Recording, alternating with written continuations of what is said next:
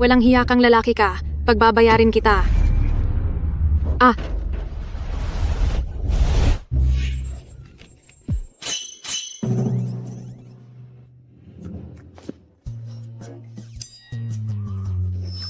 Ano kasi, Ngay? Ngayong araw, medyo malakas ang sikat ng araw. Gusto kitang parusahan. Sandali, Mr. Huo. Mr. Huo, maghunos dili ka, pakiusap, kumalma ka lang. Noong taong sobrang hirap ko, tumanggap ako ng isang trabaho. Sabi ng amo ko, tulungan ko siyang bugbugin ang kanyang walang hiyang dating boyfriend. Ang kinalabasan, maling tao ang nabato ko ng cake. Maling hita ang nahubaran ko ng pantalon. At sa huli, maling tao pa ang nakasama ko sa pagtulog. Karma nga naman.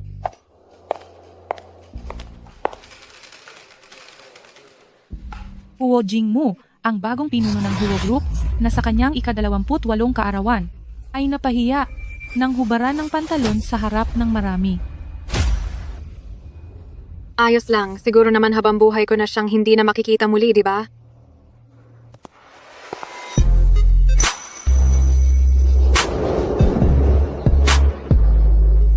Siguradong hindi na kami magkikita pa muli. Di ba? Ako ay kabayo. Huwag mo akong mapapansin. Huwag mo akong makita. Diyos ko, pinaglalaruan niyo ba ako? Bakit ko na naman siya nakita? Nakatambay pa siya sa harap ng pinto ko. Hindi man lang ako makatakas. Ayos lang yan. Okay lang yan. Uminom ka na lang diyan. Hindi mo ako nakikita. Hindi mo ako nakikita.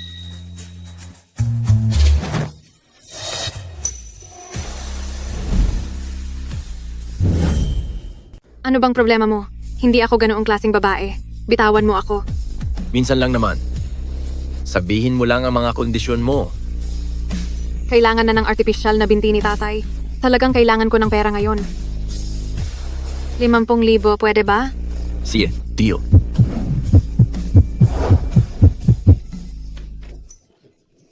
Patay na. Mahuhuli na ako sa trabaho. Ngayon ang unang araw ng pagpasok ko sa Huo Group. Ito ay tseke na nagkakahalaga ng 50,000 dolyar. Sa pampaopera ng tatay ko, 49,000, 775 dolyar at 50 sentimo pa ang kulang ko. Kahit ganito lang ang katayuan ko sa Jiangxi, hinding-hindi ako magsasamantala sa iba. Magbibilang lang ako. 1, 2, 3, 4. Ang kabuuan ay 24 na dolyar at 50 sentimo? Pinaglalaruan mo ba ako? Sinusuklian mo pa ako? Ang 24 na dolyar at 50 sentimo. Pangiinsulto ba ito sa akin?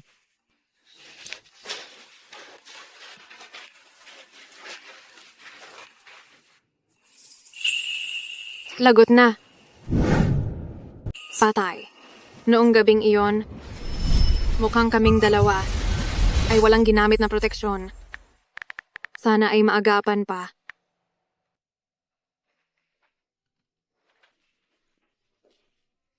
Jiangxi. Sino si Jiangxi? Nandito na ang gamot mo. Oo. Hindi ba't ito ang kaklase natin noong kolehiyo na nagtatrabaho habang nag-aaral na si Talented Jiang? Ibalik mo sa akin iyan. Aba, tila bakbak ka nang nangyari kagabi ah. Tingnan mo yung leeg mo. At ano ba itong hawak ko? Hindi kaya pildoras ito? Anong pakialam mo? Ibigay mo sa akin iyan. Pildoras nga ang dala mo. Jiangxi, pumunta ka ba uli kagabi sa tinatawag mong trabaho? Para lang makapasok sa Huo Corporation, pati sarili mo ay ibinenta mo na. Talagang wala ka ng hiya. Ang dumi ng bibig mo. Dapat sa iyo ay busalan. Anong ginagawa mo? Jiangxi, ang lakas ng loob mong gawin ito sa akin. Papagbayarin kita. Bitawan mo ako. Walang hiya ka. Bitawan mo ako! Magandang araw po, Mr. Huo. Anong nangyayari dito? Tigil na iyan. Lagot na. Bakit siya nandito? Naku, bakit siya pa? Mr. Hua, ang babaeng si Jiang Zi, palaging late at laging umaalis ng maaga at napakagulo pa ng personal na buhay. Sinubukan ko siyang paalalahanan para sa ikabubuti niya, pero hindi lang siya tumangging makinig, maging ipilit pa niya ang gamot na ito sa loob ng bibig ko. Ang mga taong gaya niyang walang delikadesa ay dapat na agad tanggalin sa trabaho. Itaas mo ang ulo mo. Yari na. Kailangan ko na itong harapin. Jiang Zi. Aba, ikaw pala. Ikaw. Pumunta ka sa opisina ko ngayon din. Tapos na ang lahat. Mr. Huo. Lagot na. Siguradong masisante na ako nito.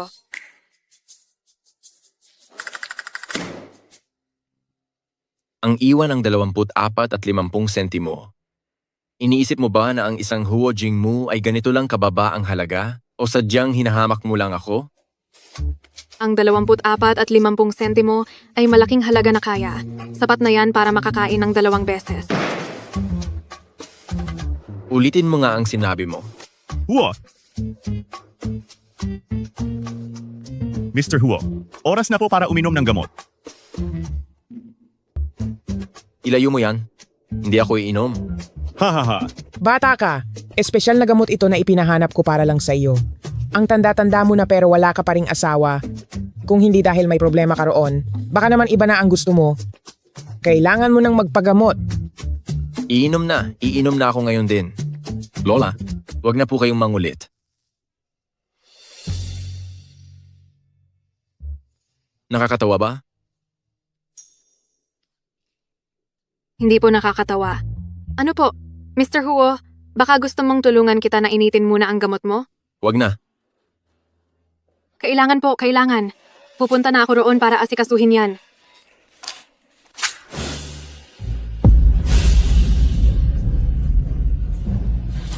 Huo, Mr. Huo. Iinitin ko lang po ito para sa inyo. Huo, Mr. Huo.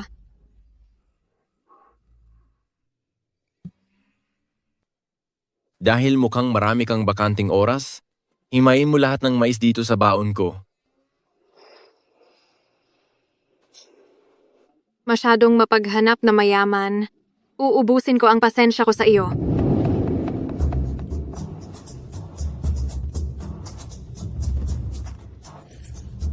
Mr. Huo, tapos na pong i-separate.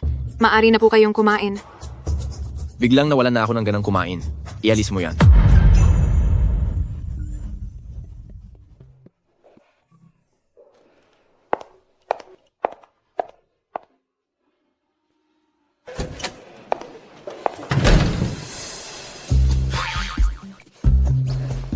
Anong problema niya?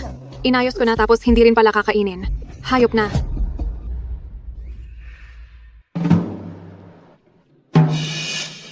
Anong sabi mo? Wala po. Ang ibig ko pong sabihin, Mr. Huo, dahil napakabuti ninyong tao, siguradong magiging napakahaba ng buhay ninyo.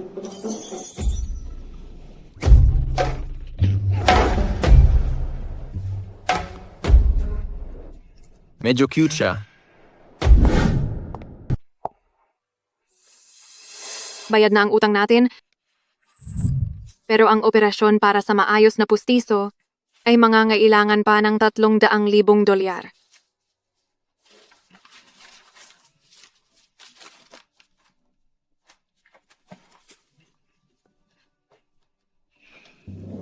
Gigi, napag-isipan na ni Papa. Nalalabas na tayo ng ospital ngayong araw. Ang utang natin sa ospital ay napakalaki pa rin at hindi nauubos. Ang binti ko ay tila isang balon na walang katapusan, kaya huwag na nating ituloy. Kababayad ko lang kanina sa lahat ng utang natin sa ospital, kaya magpahinga ka lang dyan at makinig sa payo ng mga doktor. Bayad na lahat? Saan ka kumuha ng ganoon kalaking pera? Gigi, huwag mong sabihing ang perang ito ay... Pa, anong pinagsasabi mo? Nagtatrabaho na ako ngayon sa Huo Group at malaki ang sweldo ko. Kaya wag ka nang mag-alala, magpahinga ka lang.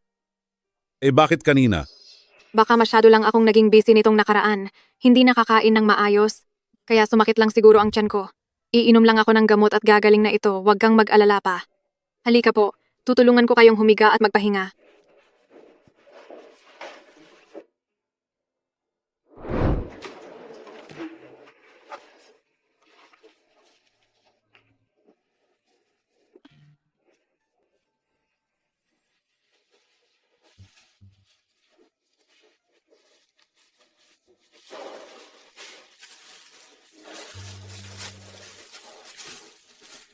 Nagastos ko na ang lahat ng pera sa mga bayarin sa ospital. Kaya ngayon ay kailangan ko munang magtiis sa tinapay para lang malaman ang sikmura.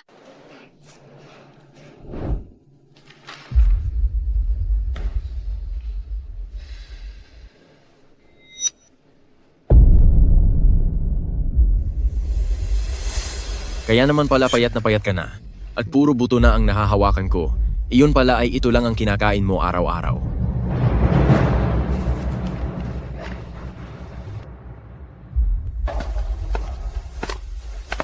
Sekretarya Jiang, inaanyayahan po kayo ni Mr. Huo sa kaniyang opisina para kumain. Tuloy na po kayo.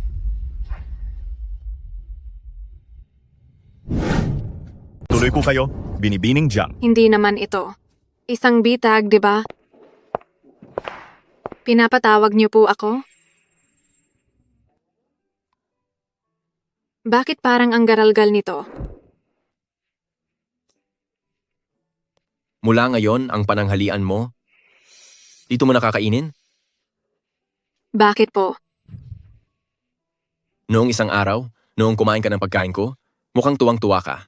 Halatang nagustuhan mo. Kaya magpapakitang gilas ako at magiging mabait. Hahayaan kitang kumain dito araw-araw. Nga pala, may isang patakaran sa Huo Group. Hindi ko lang alam kung sinabi na ba ito ng Special Assistant Lin sa'yo. Sa grupong ito, sa bawat librang itataba mo, ay may katumbas na pabuya. Sa pagkakaalam ko, halagang 50,000 dolyar bawat libra. Sa bawat laking taba mo ng 1 kilo, ay mayroong kaukulang reward. Sa pagkakaalam ko ay 50,000 dolyar bawat kilo. Anong klaseng kakatwang panuntunan naman iyan? Importante ang malusog na katawan para sa trabaho. Kapag sobrang payat ay maapektuhan ang husay mo sa pagtatrabaho, pagsunod lang ito sa responsibilidad sa kumpanya. Special Assistant Lin, totoo bang mayroong ganito kabait na patakaran ang kumpanya natin?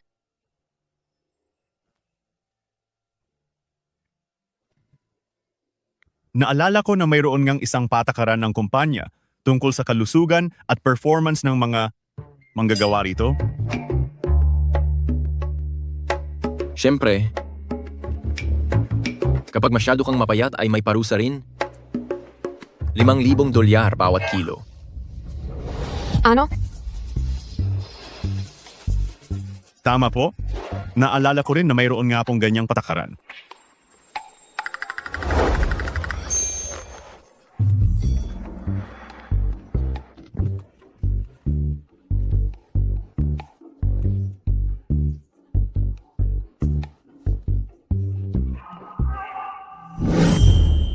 Sekretarya Jiang.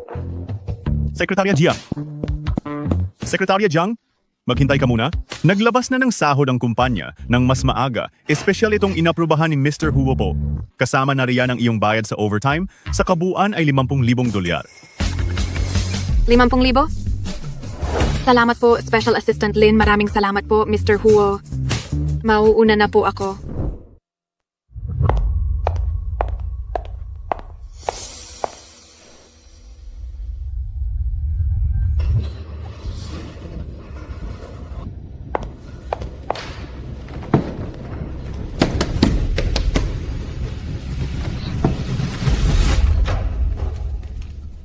Uncle Wang, ano po ang ibig ninyong sabihin dito? Anong ibig sabihin? Uncle Wang, ano po ang ibig ninyong sabihin? Anong ibig kong sabihin? 2 buwan ka nang hindi nagbabayad ng renta, naibenta ko na ang bahay na ito, kinuha ko na rin ang deposito mo kaya umalis ka na rito kasama ang mga basura mo. Uncle Wang, may trabaho na po ako. Baka naman po pwedeng pagbigyan niyo pa ako? Hindi mo ba ako naintindihan? Sabi ko, naibenta na ang bahay. Layas!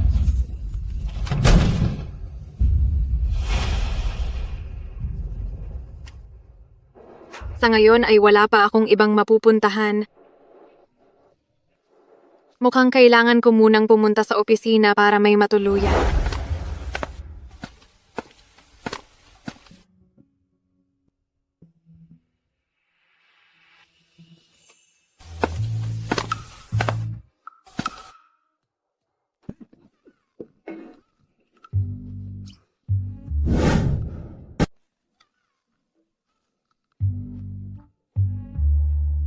Hua. Mr. Hua, Gabi na? Pero hindi ka pa rin umuwi? At nagdala ka pa ng maleta para matulog dito sa opisina? Sekretarya Jiang, talaga bang ginagawa mo ng bahay ang kumpanya? Hindi po ganoon, Mr. Huo. Kasi po, pinalayas po ako ng may-ari ng pinapaupahan ko, kaya pansamantala lang po ako rito ngayong gabi.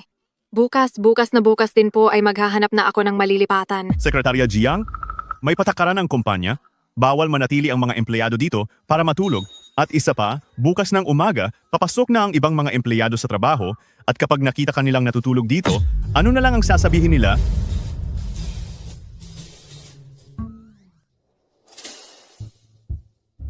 Mr. Huo, napakatalino niyo po at napakagaling niyo. Mabait at mapagbigay, baka naman po pwedeng maawa kayo. At patuluyin muna ako kahit ngayong gabi lang po. Pwede po bang magpakita kayo ng awa? At patuluyin niyo muna ako ng isang gabi? May gusto na ba siya sa akin? At gusto na naman niyang tumabi sa kama ko? Sige na po, please. Isang gabi lang po talaga.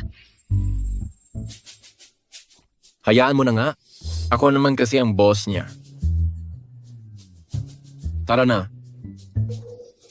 Salamat po, Mr. Hu. Kayo na po talaga ang pinakamabait na boss sa buong mundo.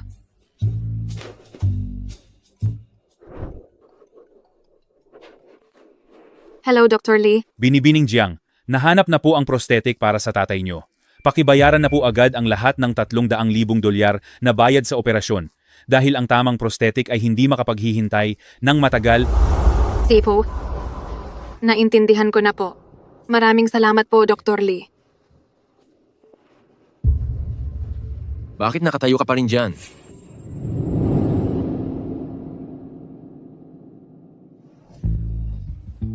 Mr. Hua, gusto ko po sanang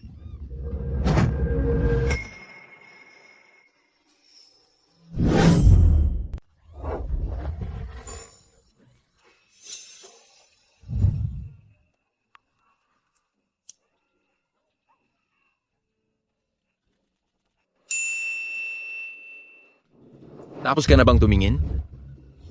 Mr. Hua, hindi ko po sinasadya. Pangako, wala akong nakita.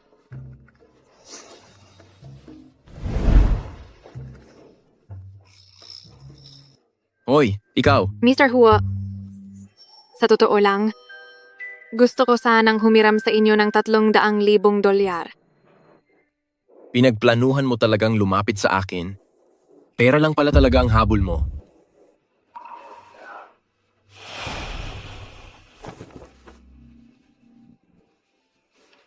Kunin mo to. May 300,000 dolyar sa loob. Sapat na ba yan? Salamat po, Mr. Huo. Asahan nyo na agad kong babayaran ang utang ko sa inyo. Wag na. Ang guest room ay nasa dulong kwarto ng ikalawang palapag.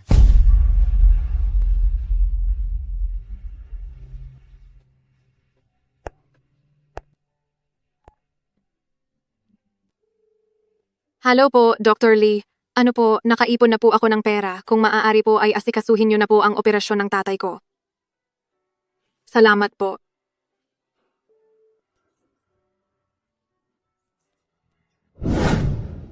Nagpahiram sa akin si Mr. Huo ng 300,000 dolyar. Kaya kailangan ko talaga sa tanghalian na magpasalamat sa kanya. Hindi ko alam kung ano kaya ang inihandang tanghalian ni Mr. Huo ngayon. Sekretarya Jiang, Special Assistant Lin, ito ba ay dahil pinapapunta ako ni Mr. Huo doon? pinapasabi po ni Mr. Huo sa iyo na mula ngayon ay hindi mo na kailangang pumunta sa opisina niya para mananghalian. Oh, sige po. Naintindihan ko na po. Salamat sa abiso, Special Assistant Lin. Pero, may bagong patakaran si Mr. Huo. Para masigurado ang kalidad ng trabaho ng lahat, simula ngayong araw, sagot na ng kumpanya ang tanghalian. Lahat ng empleyado ay obligadong kumain sa kantin ng mga empleyado.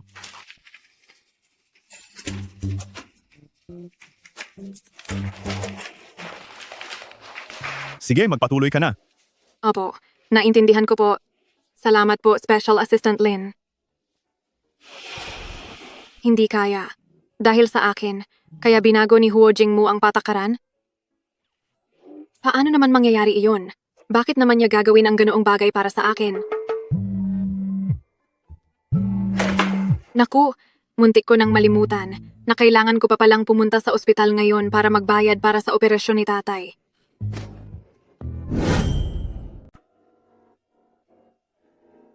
Kumutda po.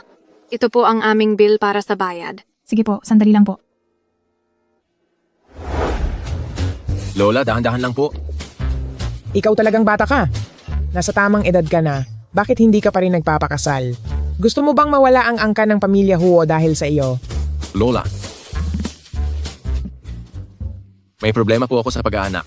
At alam niyo naman po iyon. Dahil nga dyan, lalong kailangang magpagamot ng maayos. Ngayong araw, kailangang sumama ka sa akin para patingnan ang kalusugan mo. Sabi ng dalubhasang doktor, may pag-asa pa. Jiangzi. Kaya pala kailangan niya ng pera. Ito ang dahilan. Jingmu, ano bang tinitingnan mo? Lola, wala po ito. Tara na po at magpatingin na tayo. O siya, bilis! Ngayong araw, makinig ka sa akin. Hayaan mong suriin ka ng doktor doon, iisang uminom ka lang ng gamot at magiging maayos din ang lahat.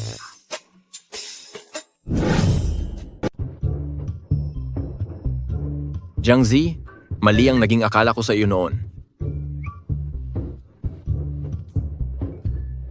Hindi pwede, masyadong halata.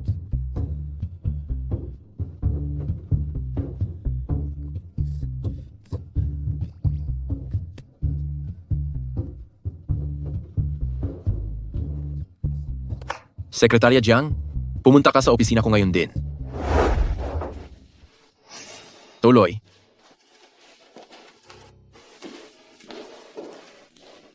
Mr. Huo, hinahanap niyo po ba ako? Mr. Huo, hinahanap niyo po ba ako? Jiangzi, umuwi ka muna ngayon. At maghanda ng mabuti. Bukas ay sumama ka sa akin para dumalo sa isang business banquet. Sipo. Tungkol doon, Siya nga pala, Mr. Huo. Nakahanap na ako ng matitirhan at lilipat na ako ngayong araw. nakahanap ka na ng matitirhan? Opo, Ang bilis naman. tama po. Mr. Huo, ang tumira sa bahay niyo ng ganito katagal ay hindi rin tamang paraan. Salamat po sa pagpapatira sa akin.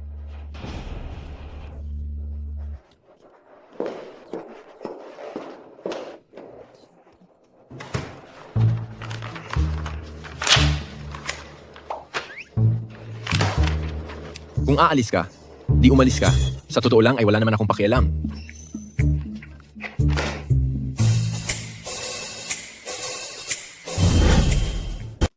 President Wang, yung proyektong binanggit niyo kanina, ang aming marketing department mula sa Huo Group ay magpapadala ng tao para i-follow up ang investigasyon.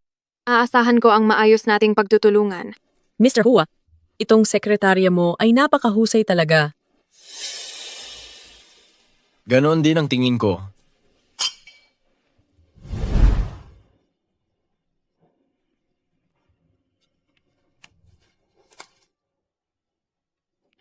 Jiangzi, kaarawan ngayon ni President Wang, bumili ka ng isang palumpo ng carnations.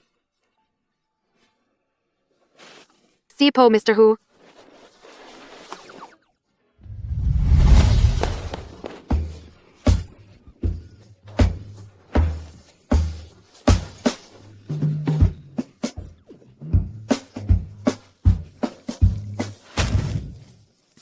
Mr. Hu, may interes po ba kayo kay President Wang? Kung hindi, bakit kailangang tandaan pa ang birthday niya? Anong pinagsasabi mo? Bakit siya umiiyak ng ganyan? Gusto kaya ako ni Sekretarya Jiang? Bakit siya naiiyak ng ganyan? Gusto ba ako ni Sekretarya Jiang? Sa bagay, dahil sa pagiging perpekto ko, tagumpay sa buhay, gwapo at mayaman na lalaki, sinong hindi magkakagusto sa akin? Sekretarya Jiang. Trabaho lang ang ugnayan nating dalawa. Bakit? Ano pa ba dapat? Sipo, Mr. Huo.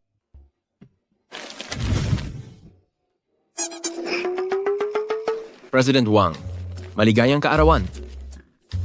Salamat. Hindi ko akalain na maaalala ni Mr. Huo ang kaarawan ko. Napakaganda nito.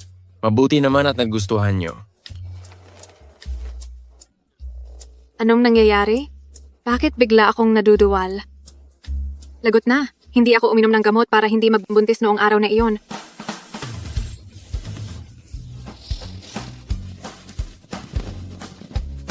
Mukhang naiyak siya hanggang sa naduduwal na. Hindi pwede. Hindi ko hahayaan na magpatuloy ang pagkahumaling niya sa akin. Kailangang mag-isip ako ng paraan para dahan-dahang tumanggi sa kaniya.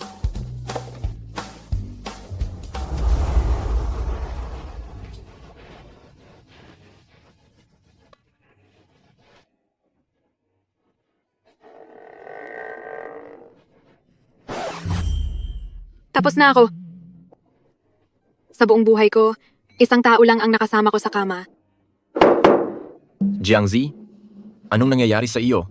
Masama ba ang pakiramdam mo? Wala po ito.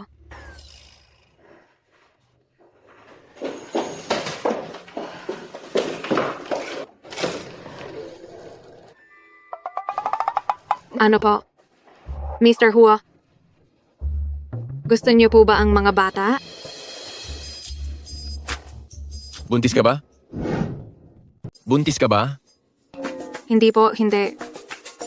Nitong mga nakaraang araw ay hindi lang po maayos ang pakiramdam ng tiyan ko. Ano bang iniisip mo? O talaga? Kailanman sa buhay ko ay hindi ako magkakaroon ng anak. Ganoon ba? Sipo.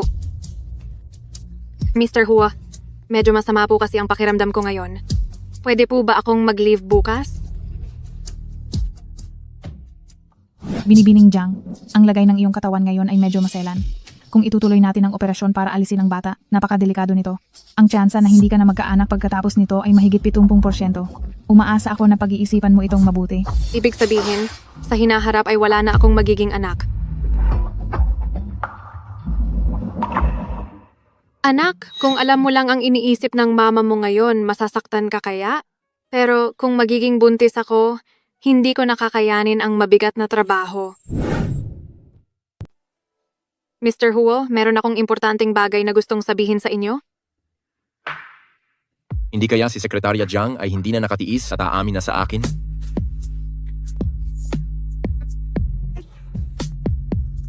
Sige, magsalita ka. Pero Sekretarya Jiang, paalala ko lang sa'yo, oras ngayon ng trabaho, kaya dapat mag-focus ka sa trabaho. Huwag mong ituon ang isip mo sa... Mr. Huo, gusto ko na pong magbitiw sa trabaho. Magbibitiw ka? Anong dahilan? Sa bahay po, may mahalagang bagay na kailangan kong asikasuhin. At kailangan ko rin ng oras para iplano ang aking kinabukasan. Ganito na lang, gagawin kitang Chief Secretary. Dodoblehin ko ang sahod mo. At ang kumpanya ay bibilhan ka pa ng sariling bahay. Sekretarya Jiang, napag-isipan mo na ba ito ng mabuti? Wala nang ibang kumpanya ang magbibigay ng ganitong kagandang oportunidad. Hindi mo na kailangang magpasalamat ng labis. Mr. Huo, napakaayos po ng inyong mga inaalok, pero kailangan ko pa rin pong magbitiw. Kung ganoon, maghintay ka hanggang sa dumating ang bagong secretary at tapusin mo ang turnover ng iyong trabaho sa kanya. Salamat po, Mr. Huo.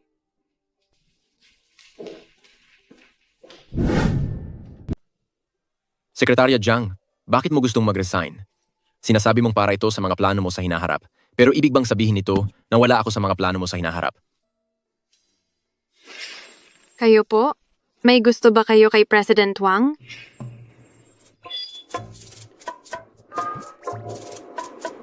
Nagsiselos kaya siya? Dahil ba binigyan ko ng bulaklak si President Wang? Kaya siya nagre-resign para magprotesta? Sa totoo lang, ang gusto talaga niya ay ang opisyal na katayuan. Sino po sila?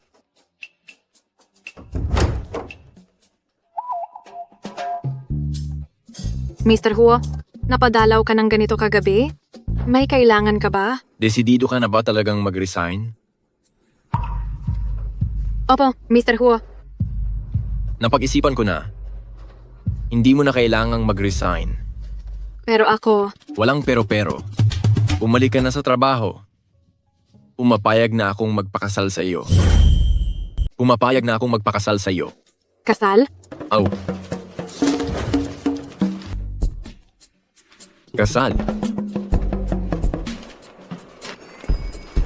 Normal lang na maiyak ka sa tuwa dahil ako mismo ang nagbigay sa iyo ng mga bulaklak na iyan. Sa buong Bincheng ay walang gaanong babae na nabibigyan ng ganitong trato.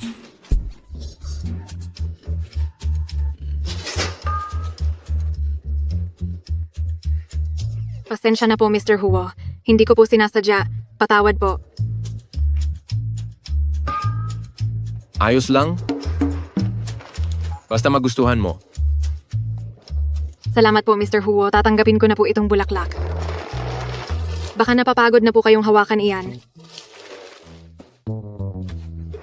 Sekretarya Jiang, ang pagpapadala ko ng bulaklak kay President Wang noon ay dahil lang sa kailangan sa trabaho.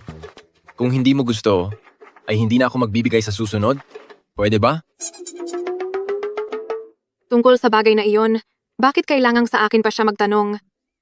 Ay, Mr. Huo, iyon pong tungkol doon? Depende pa rin po iyon sa magiging desisyon nyo. Ngayong ang mga rosas ay naibigay na sa iyo. Sekretarya Jiang, pwede mo na siguro tigilan ang pagseselos, di ba? Magseselos? Kailan naman ako nagselos? Sekretarya Jiang, bumalik ka na po. Dahil noong wala ka, talagang nahihirapan ako. Ang bilis talagang lumaki ng ulo ng taong ito kung ano-ano ang iniisip. Tungkol po doon, Mr. Huo, nag-resign ako hindi dahil sa pagsiselos at hindi rin ako dahil lang sa pwede tayong magpakasal. Hindi ka nagsiselos?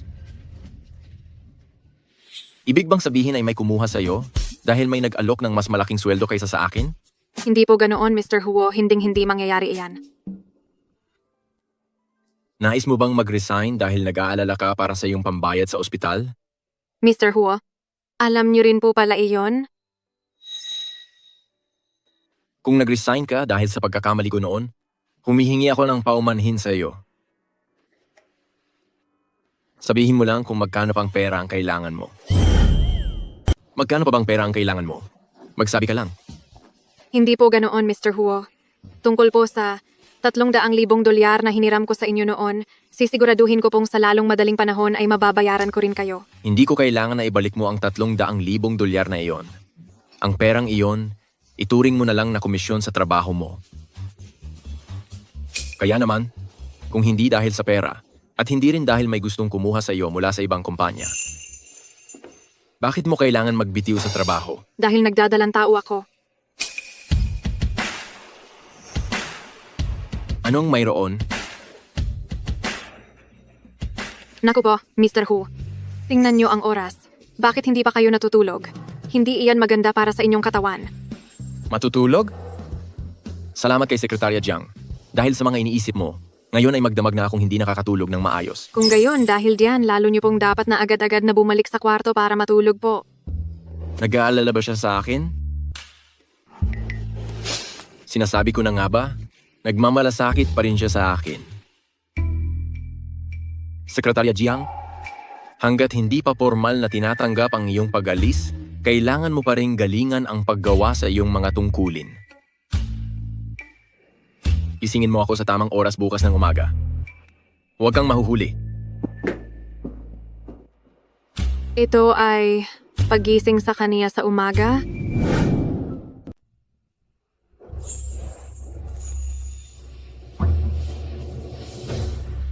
Mr. Hu, oras na po para gumising. 8:00 na po ng umaga.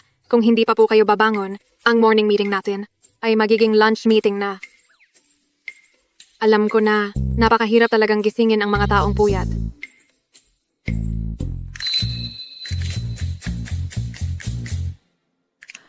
Mr. Huo, gising na at uminom ng gatas.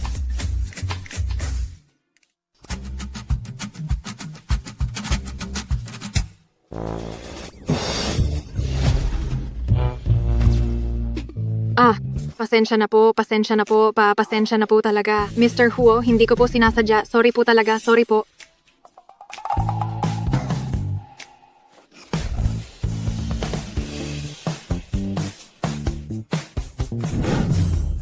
Bakit?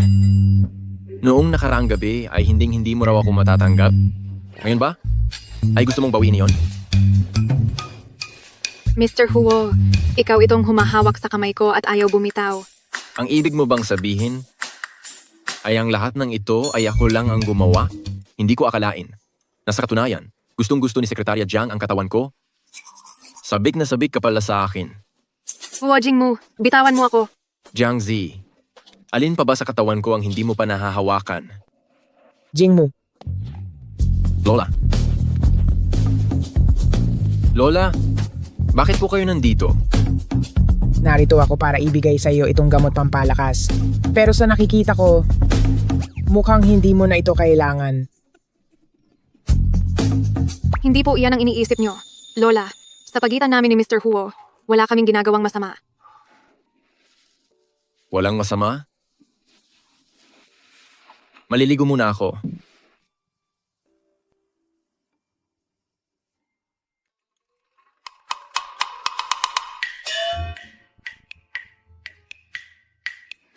Madam, kung wala na pong kailangan, mauna na po akong umalis. Sandali, iha. Sipo, anak. Upo ka muna. Gusto ka lang makausap ng lola mo. Sipo, Iha? Yung namamagitan sa inyo ni Jingmu. Madam, sekretarya lang po ako ni Mr. Huo ang nangyari kanina. Isa lang pong aksidente. Ganun ba? Kung ikaw ang kanyang sekretarya, nakakita ka ba ng pagkakataon na may kasama si Jingmu na ibang babae? O marahil ay, mayroon siyang babaeng sobrang kinakasama? Iyan po ay. Anak, magsabi ka ng totoo sa akin. Si Jingmu ba?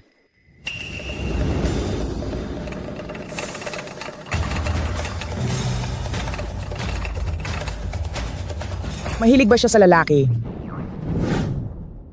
Gusto ba niya ang kapwa lalaki? Lola, masyadong malayo po ang iniisip nyo. Hindi po ganoon si Mr. Huo. Ano? Salamat sa Diyos. Naku, kinabahan ng matandang ito. Buti na lang at hindi. Mabuti na lang talaga. Sa wakas ay may pag-asa na magkaroon ako ng apo sa tuhod. Ha ha ha ha. Naku, iha. Sa ganyang reaksyon mo, buntis ka ba? Buntis ka ba? Lola, sino po ang buntis? Imposible namang si Lola ang buntis? Marami na akong naranasan sa buhay at base sa reaksyon niya, sigurado si Lola na nagdadalang tao siya. Buntis ka? Hindi ko akalaing mapapansin nila agad. Mukhang hindi ko na ito maitatago. Kaya naman pala gustong-gusto mo nang magbitiw sa trabaho. Ito pala ang dahilan. Huo Jingmu, bitawan mo ako. Magsalita ka. Sino ang ibang lalaki na kinalantari mo? Ang lalaking iyon ay ikaw. Masaya ka na ba? Hindi. Imposible iyon. Doktor? Sabi ng doktor, ay may sakit ako. Mahihirapan akong magkaroon ng anak. Anong imposibleng sinasabi mo? Akala mo ba kaya kong magbuntis ng mag-isa? Sa iyo lang ako. Sa iyo lang ako may naranasan. Kung hindi ka po naniniwala, pwede tayong magpatingin sa ospital. Salamat sa langit. Naku, dinig din ng langit ang aking mga dalangin. Sa wakas, ang pamilya ni na Pamilya Huo ay magkakaroon na ng tagapagmana. Ha ha ha. Huo Jingmu, ikaw na bata ka, balak mo bang maging isang walang kwentang lalaki na hindi marunong manindigan? Ha? Parurusahan talaga kita. Sa akin ba talaga?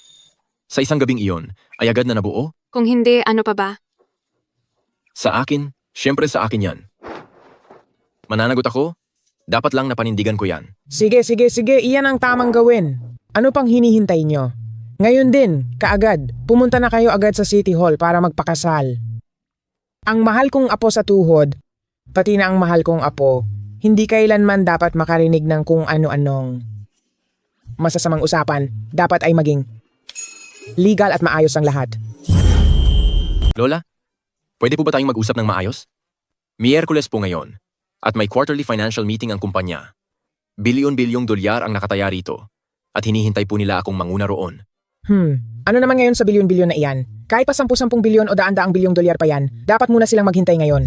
Ngayong araw, kahit gaano pa yan kaimportante, dapat mong ikansela ang lahat ng lakad mo. Kahit magunaw pa ang mundo, bukas na yan pag-usapan. Ikaw, sa ngayon, may mas importante pa ba kaysa rito? Anak, paborito kong apo, pasensya na at nahirapan ka. Heto, kunin mo ito. Ito ang regalo ko sa ating pagkikita. Naku, hindi po pwede, Lola. Masyadong mahalaga at mahal ito. Hindi ko po ito pwedeng tanggapin. Mahalaga? Sus, ikaw talagang bata ka. Simula ngayong araw, ikaw na ang pinaka-importante sa pamilya Huo. Bilang pinakamahalaga naming apo sa tuhod, ikaw ang itatangi rito sa pamilya Huo. Ang protektahan ka pati na ang maliit na anghel sa sinapupunan mo. Iyon ang pinaka-importante sa pamilya Huo. Ano lang ba naman ang isang pulseras na ito? Sige na, isuot mo ito. Mula ngayon, kapag may naglakas loob na hamakin ka, at ang munting bata, o saktan kayo kahit konti, ako ang unang makakalaban nila.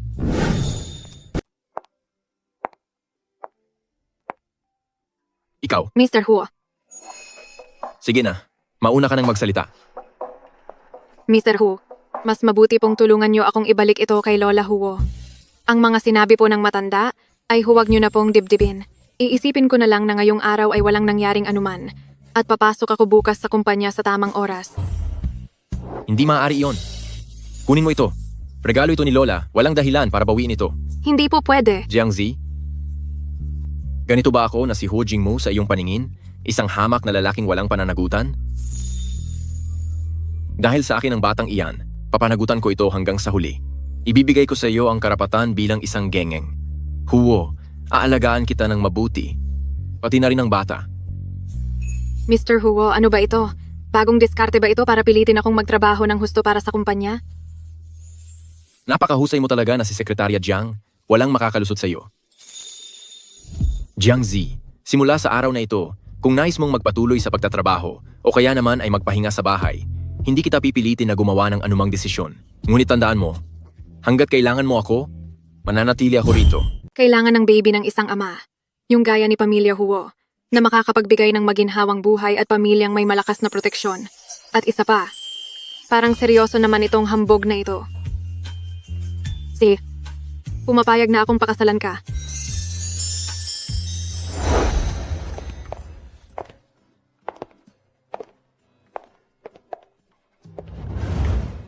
Ang kinalabasan ng litratong ito ay nahuhuli lang ng mga 1% sa kagwapuhan ko sa personal.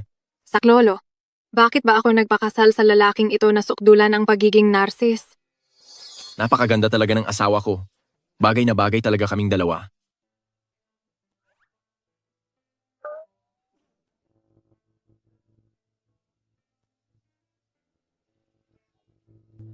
Jiangzi, tapos na ang legal na proseso. Binibigyan kita ngayon ng special day off. Bumili ka ng kahit anong gusto mo, bawal tumanggi. Bilhin mo ang lahat ng gusto mo, huwag kang tumanggi. Ito na ba? Ang tinatawag nilang black card? Hindi maaari, hindi ko ito matatanggap, masyadong mahalaga ito. May pera naman ako. Jiangzi, ikaw na ang magiging gineng. Huo, mula ngayon, ang sa akin ay sa iyo na rin, bakit pa natin paghihiwalayin iyon? Sinasabi ko sa iyo, kung ang credit limit ng card na ito ay hindi mo magagamit ng kalahati, hindi ka pwedeng umuwi ng bahay. Nakakahiya naman kung mangyayari iyon. Kunin mo na.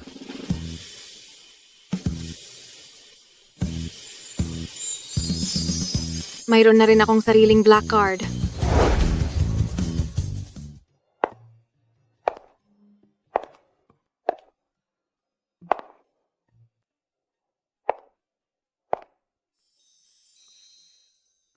Isa, 10, 100, 1,000. Ang mahal naman nito. Kahit magnakaw pa ako, hindi ko pa rin ito mabibili. Kung wala kang pambili, huwag kang gumala-gala rito. Mababayaran mo ba kung may masira ka? Nagsasaya lang tayo ng oras. Umalis ka na. Akala ko kung sinong walang kwentang daga ang nakapasok sa vault na ito. Oh. Kala ko ba kung anong walang hiyang dagang bukid ang nakapasok sa taguan ng ginto? Yun pala, ito ang ating Hua Corporation na masipag na si Sekretarya Jiang? Bakit? Napaalis ka ba?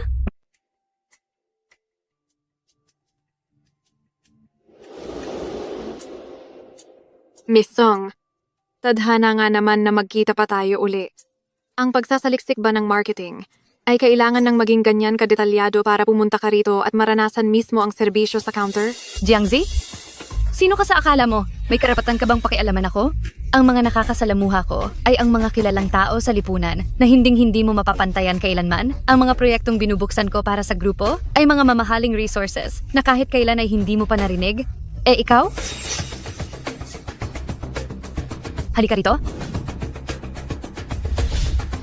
Ibalot mo ang kwintas na ito para sa akin. Bilis! Kapag masyadong matagal na kasama ang mga hampas lupa, bumabaho pati ang hangin. Opo, Miss Song, ibabalot ko na po agad para sa inyo.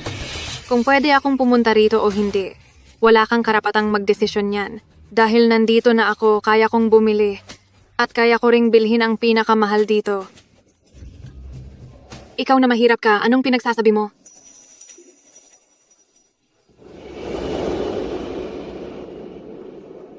Ang kuwintas na ito, ibalot mo ito para sa akin. Balutin mo ang kwintas na ito para sa akin. Pero,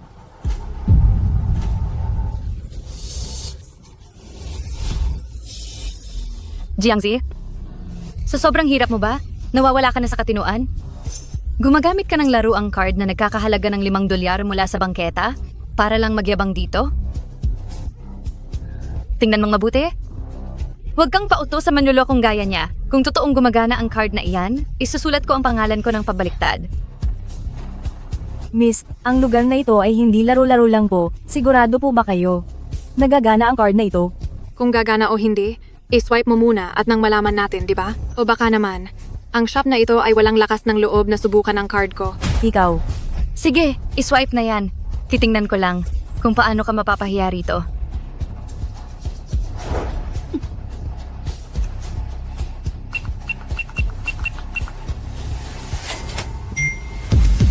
Ano po?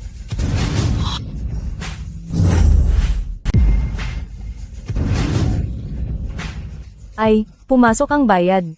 Sir, isa kayong napaka-importante naming bisita. Napakaganda po ng panlasa nyo. Ang kuwintas na ito ay sadyang ginawa para lang sa inyo. Ibabasura ko na po ito para sa inyo ngayon din. Imposible? Hinding-hindi yan mangyayari. Alam ko na. Galing ang perang iyan sa paggawa mo ng masama, di ba? Kukuha ka pa lang ng pera kahapon. At heto ka't hindi makapaghintay na lustayin ang pera ng lalaki mo.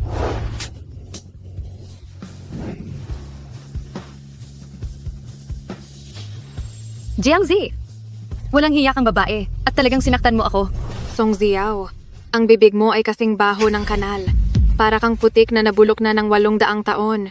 Dahil mukhang hindi itinuro ng mga magulang mo kung paano magsalita ng maayos, ako na ang magtuturo sa iyo ngayon para malaman mo ang disiplina. Tapos ka sa akin. Jiangzi, napakababa mong babae. Tigil. Napakawalang hiya mong babae. Tumigil ka.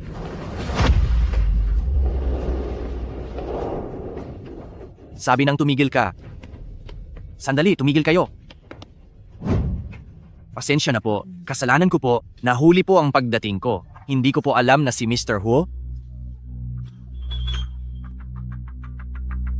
Inutusan po ako ni Mr. Huo na asikasuhin ng mabuti ang ginang.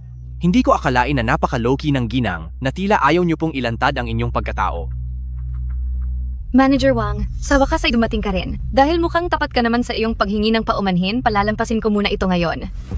Pero ang masamang babaeng ito, dapat mo siyang palayasin dito ngayon din. Bilis, ang bastos na babaeng ito na naninira sa ating mahal na panauhin, itapon niyo siya sa labas. Anong ginagawa niyo? Bitawan niyo ako. Ilista siya sa blacklist. Simula sa araw na ito, hindi na siya tatanggapin dito kailanman. Ikaw, At ikaw din? Napakamapang mata mong tao. Alam mo ba kung sino ang kinakalaban mo? Sisitante ka na. Ngayon din ay lumayas ka. Mahal na bisita, ang pagpunta niyo po sa aming mall ay isang napakalaking karangalan sa amin. Idinedeklara ko na, lahat po ng magustuhan niyo rito ay ibibigay namin ng libre. Ito po ay para sa inyong pagkagulat, bilang maliit na kabayaran para sa inyo. Manager Wang, nababaliw ka na ba? Nagagawa mong magpakumbaba sa harap ng masamang babaeng iyan. Bakit?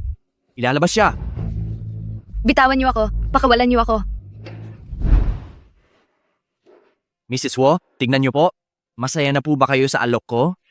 Kung may kailangan pa po kayo, huwag po kayong mahihiyang mag-utos. Ako mismo ang magsisilbi sa inyo.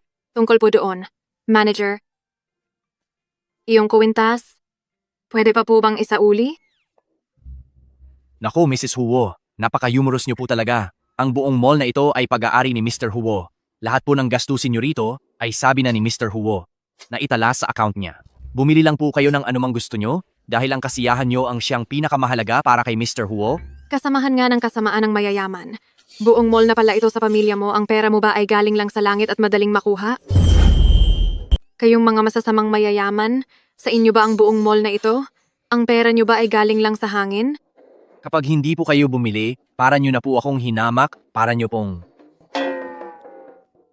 Uy, Manager, pwedeng tulungan mo akong pumili ng ilan na babagay sa pang-araw-araw na mga alahas? Walang problema po, iwan niyo na po sa akin ito. Sisiguraduhin kong matutuwa kayo. Mrs. Huo, dito po sa top VIP room, tuloy po kayo.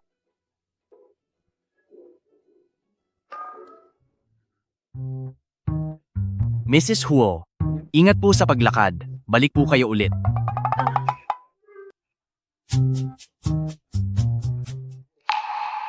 Naku po. Diyos ko po, ang baliw na si Song Jiao, halos mapahamak ako dahil sa kaniya. Sana ay si Mrs. Huo ay maging mapagpatawad. Huwag na huwag po sanang mababanggit kay Mr. Huo ang tungkol sa nangyari dahil kung hindi, ang trabaho ko, hindi, pati ang sarili ko, ay malalagay sa panganib. Sa madaling salita, ang bilis ng paglago sa pangatlong bahagi ng taon ay inaasahang aabot sa 5.7% dahil ito sa epekto ng sitwasyon sa merkado.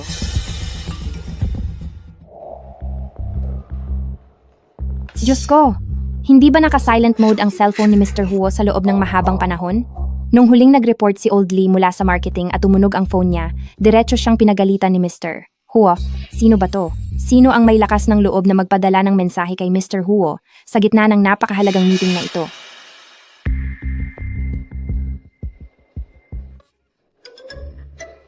Tingnan niyo si Mr. Huo. Ngumingiti siya. Sa pagngiti na yan ni Mr. Huo, himala ba ito o baka nasasapian na siya?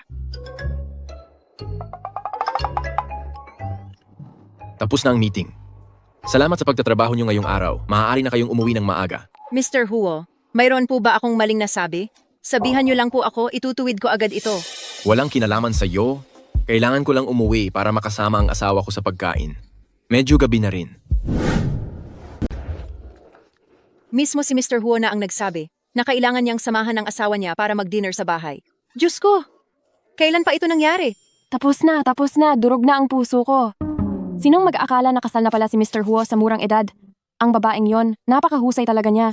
Parang iniligtas niya yata ang buong kalawakan noong nakaraang buhay niya. Huwag ka nang mangarap ng gising para gumawa ng exemption si Mr. Huo at personal pang kilalanin ang pagkatao ng asawa niya. Siguradong hindi lang siya basta-basta. Paniguradong isa siyang napakagandang babae. Ang mga ordinaryong tao ba ay magugustuhan ni Mr. Huo. Tama ka. Isipin mo na lang ang presensya ni Mr. Huo. Karaniwan na napakatindi, tiyak na si asawa ni President Huo ay isang matinding tao rin. Bakit kayo nagchitsismisan dito? Kinuha ba kayo ng kumpanya para lang makipagchismisan?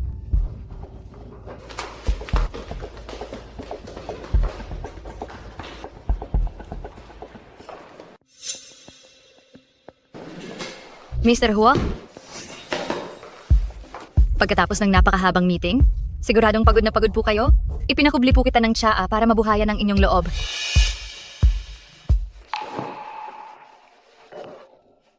Mr. Huo, kailangan niyo pong pakinggan ang panig ko. Nagpakapagod po akong pumunta sa mall para sa market research. Pero nakita ko pala si Sekretarya Jiang na naglalakwat siya kahit oras ng trabaho. Ginamit niya ang posisyon niya para manggulo sa mall at talagang ipinahiya niya ako ng husto. Tama na. Alam ko na ang tungkol diyan. Alam niyo po, Oh, pinayagan ko siya.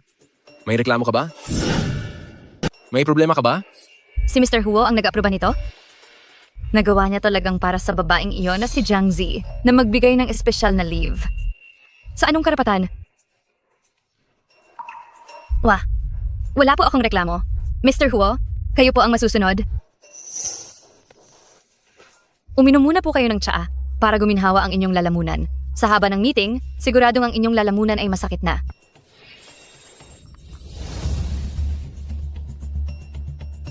Anong amoy iyan? Aalis na ako. Hoy, Mr. Hua.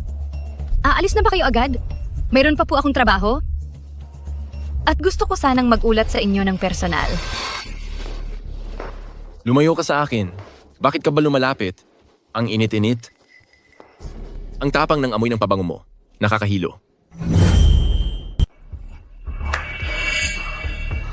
Kung may kailangan ka, sabihin mo na lang kay Special Assistant Lin.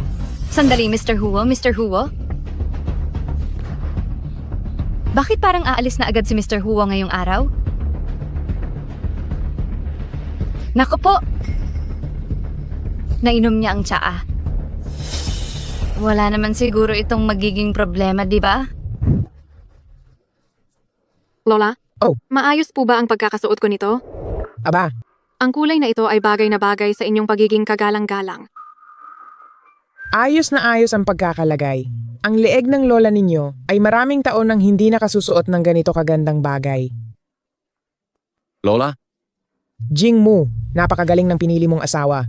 Marunong siyang umintindi, napakabait, at alam niya kung paano alalahanin ng matandang ito. Di hamak na mas maayos siya kaysa sa iyo. Tingnan mo, binilhan pa niya ako ng kwintas. Kwintas? Para sa inyo po talaga ang kwintas na iyan. Kwintas? Binili mo ba iyan para kay Lola? Opo. Habang nasa mall ako kanina, noong unang kita ko pa lang dito, naunawaan ko agad na bagay ito kay Lola. Eh, ikaw? Wala ka bang binili para sa sarili mo? Bumili rin ako.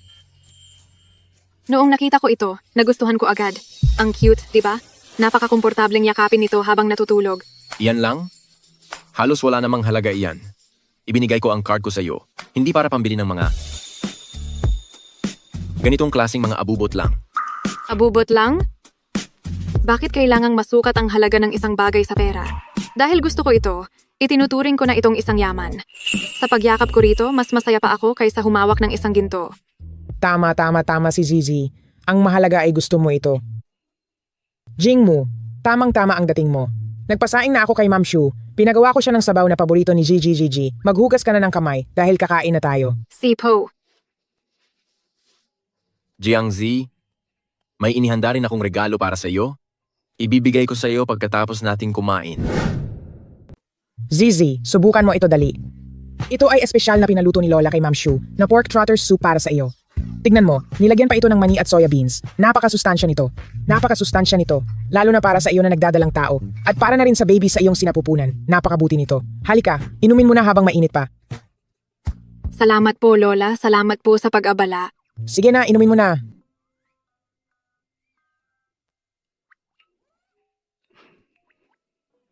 Lola, mukhang masarap ang amoy niyan ha. Tamang-tama at nauuhaw ako. Jing Mu, ikaw, para kay Gigi iyan, nabuntis. Isa kang malaking lalaki, bakit mo iinumin yan? Ibababa mo iyan.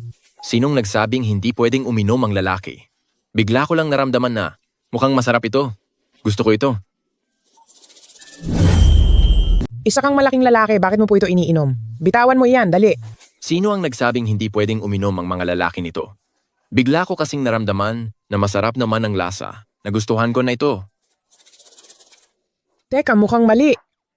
Bata ka pa lang kapag naaamoy mo iyan. Mas mabilis ka pa sa kunehong tumatakbo papalayo. Hinabol ka noon ng tatay mo na may dalang pamalo, pero hindi ka uminom kahit isang patak. Bakit parang ngayon ay naghimala ang langit? Bigla mo na lang nagustuhan. Lola, Ang mga tao ay nagbabago. Nagbago na ang panlasa ko ngayon. Hindi ba pwede? Oh, naiintindihan ko na. Nakuha ko na. Anong sinasabing nagbago ang panlasa? Halatang malaki na ang ating si Jingmu. May asawa ka na. Alam mo na kung paano mag-alaga ng tao. Sige, kung gusto mo, eto, inumin mo lahat iyan. Gigi, ikukuha na lang uli ni Lola ng panibagong mangkok ng simpleng sabaw ng manok. Masarap din ang sabaw ng manok. Sige, kung gusto mo, ito, sa'yo na ang lahat ng ito. Gigi, ikuha ka pa ni Lola ng isa pang mangkok ng simpleng sabaw ng manok. Masarap din ang sabaw ng manok.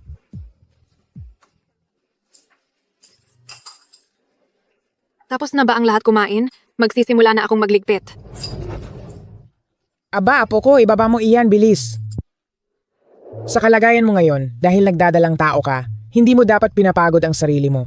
Ang mga gawaing ito, hayaan mong si Jingmu ang gumawa. Opo? Ako na ang magliligpit. Magpahinga ka na lang. Sige, ganyan nga. Hindi na magtatagal si Lola rito para maging hadlang.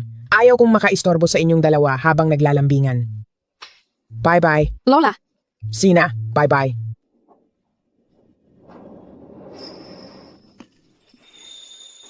Tara, saan tayo pupunta?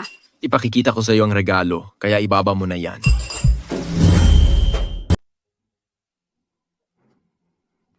Anong sorpresa ito? Masyado namang misteryoso. Tada. Ano sa tingin mo? Gusto mo ba? Alam ko namang mahilig ka sa mga rosas. Ang mga rosas na ito ay ipinadeliver ko pa galing sa Bulgaria sa pamamagitan ng air freight. At pati na rin ito. Huo Jingmu, sino ang may sabi sa iyo na gusto ko ng mga rosas? Hindi mo ba nakikita na allergic ako sa pollen?